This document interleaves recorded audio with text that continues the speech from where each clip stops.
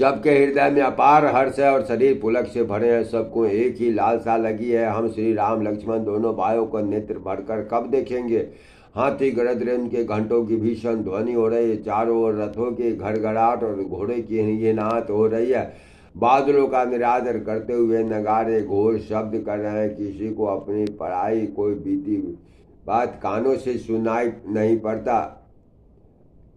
राजा दशरथ के दरवाजे पर इतनी भीड़ हो रही है कि जहाँ वहाँ पत्थर भी फेंका जाए तो वह भी पीस कर धूल हो जाए। अटारियों पर चढ़े स्त्रियाँ मंगल थालों में आरती लिए देख रही हैं और नाना प्रकार के मनोहर गीत गा रही हैं। उनके अत्यंत आनंद का बखान नहीं हो सकता। सब सुमंत जी ने दोनों हाथ सजाकर उनमें सूर्य के घोड़ों को भी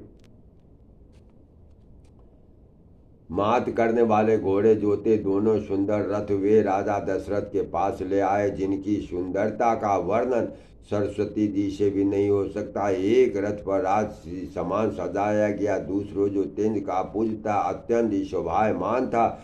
उस सुंदर रथ पर राजा वशिष्ठ जी को हर्षपूर्वक चढ़ाकर फिर स्वयं शिव, गुरु, गौरी, पार्वती और गणेश जी का स्मरण करके दूसरे रथ पर चढ़े। वशिष्ठ जी के साथ जाते हुए राजा दशरथ जी जैसे शोभित हो रहे हैं,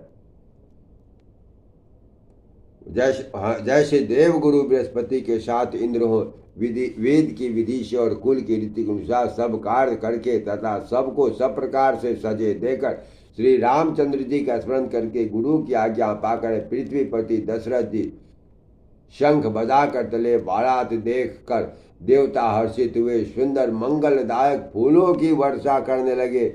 बड़ा शोर मच गया, घोड़े और हाथी गरजने लगे। आकाश में बारात में दोनों जगह बाजे बजने लगे। देवांगना और मनुष्य की स्त्रियां सुंदर मंगलगान करने लगी और रसीले राग से शहनाई बजने लगी। घंटे घंटियों की ध्वनि का वर्णन नहीं हो सकता। पैदल चलने वाले सेवकगण अथवा पट्टेबाज कसरत के खेल कर रहे हैं और फहरा रहे हैं। आकाश में ऊंचे उछलते हुए जा रहे हैं। हंसी करने में निपुण और सुंदर गुणों में चतुर विदूषक मस्करे तरह तरह के तमाशे कर रहे हैं। सुंदर राजकुमार मृदंग और नगाड़े के शब्द सुनकर घोड़े को उन्हीं के अनुसार उस प्रकार नचा रहे हैं कि वे ताल बंधाने से जरा भी डिगते नहीं। चतुर नट चकित होकर यह देख रहे हैं। जय श्री सीताराम।